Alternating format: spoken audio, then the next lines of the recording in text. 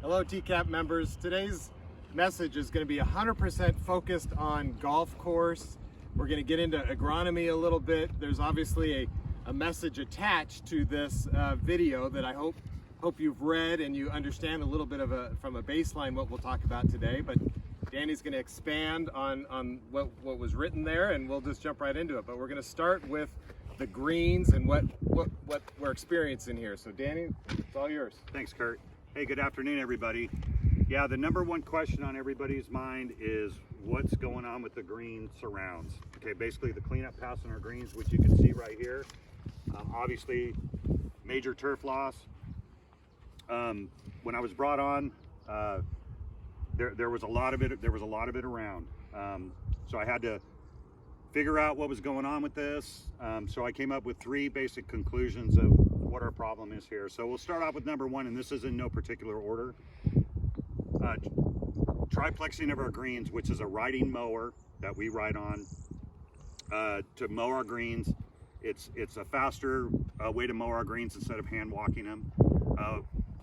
We usually use them for tournaments just because of the time constraint, but no more. It's going to be very few in between now. So for the triplex, for example, we have expanded these greens. So as the triplexer making turns to do the cleanup pass, the back tire is pushing these areas out, and it's a constant wear. So that's one of the contributing factors. Our water quality, which we'll get into, I think, a little bit later in this, obviously have high salts, bicarbonates, and chlorides, which are detrimental to turf as well. Low-lying areas such as this hold water. It doesn't get to drain as much. So we're addressing these issues in multiple ways with talking about, we'll get into the sulfur box later on, but not triplexing these greens. Water management, I feel, is the number one thing. These areas were kept too wet, and the soil gets saturated, the water has nowhere to go, and it sits there, which causes black layer, and it's detrimental to the turf. So those are my three reasons for why these areas look like this. They are shrinking in size, kind of as we speak. They're getting smaller. So we've addressed some areas with sodding, which turned out really nice. Number 5 is a great example. Number 8 as well. We've done a few little patches here and there, but we're gonna change our programs. We're gonna walk our greens. We're not gonna water with overhead irrigation at night unless needed, and definitely keep the triplex off the greens. So I think that everybody will see an improvement as time goes on. Awesome. So as Danny talked about, getting rid of the triplex, so there'll be walk mowers that you'll see out here. So the striping will be, kind of a smaller pass. He's been doing that for some time now. We got a special walk mower that has a floating head, we call it, so it's even less aggressive than your average walk mower. So those are, hitting it, as Danny said, from multiple angles, and the ownership group is certainly committed to making sure that whatever it takes to get there is in place. So now let's kind of shift to, he talked about the quality of the water and these sulfur burner things we're learning much more about, especially this week. So Danny, talk about the water quality piece. Yeah, exactly. So we had our water tested, which comes from our well. Cal-Am also pumps their treatment water into our irrigation lake as well. So we've had water tests done on both of those, coming back very high in sodium, which is salt. Like I talked about earlier, the bicarbonates and the chloride, which are detrimental to turf. So I had a meeting yesterday with Mr. Terry Gong, very interesting gentleman, very knowledgeable about this. They have broken into the golf course industry here a ways back. So I went over and talked to one of our local clubs. He has one. It's called a sulfur burner, and he swears by it. It cleans up the water. I won't get into a lot of detail about that right now, but we're in the process. He came out yesterday. We had a meeting for 3 hours. Our management team and our owners are committed to raising our quality of water, which we are going to do, and we are going to purchase one of these. So everything is definitely heading in the right direction. So perfect. So with that, we're going to kind of shift to Some other things that are in that announcement, you know, a lot of other pieces that Danny's working on just to keep the overall play up at where it should be. So bunkers is one. So what are you doing in the bunkers? Yeah, not only because the members coming up this next week, but our bunkers get a little bit packed. It's just from traffic, from watering our outer areas. So we've been fluffed up our bunkers this week. So we take little mini rototillers in there, we chew the sand up, we loosen it up.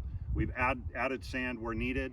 Matter of fact, I played the other day and I thought the bunkers were fabulous. So we're gonna keep working on that. Not all of them are done, but it's a little work in progress. Hopefully by the end of next week, we'll have them all done, so. Okay, well, sorry, we're back. We let a group come on through with some play, but now we're gonna touch on, we talked about the bunkers and greens. So let's talk about what's happening on the fairways.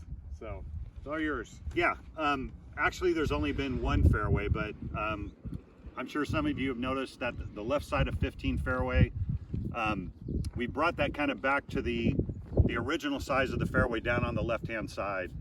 It looked like it had been grown in a little bit, and a lot of good shots were ending up in the rough. So we expanded that probably about 20 feet on the left side only. As a matter of fact, I played it the other day and believe it or not, I hit a good shot, ended up in the fairway, didn't go in the rough. So it kind of helps with a better shot that people hit, and they end up in the fairway instead of ending up in the rough. So another thing we would like to talk about and just kind of reiterate, a lot of people have probably noticed we've expanded our green size. It's been a slow process.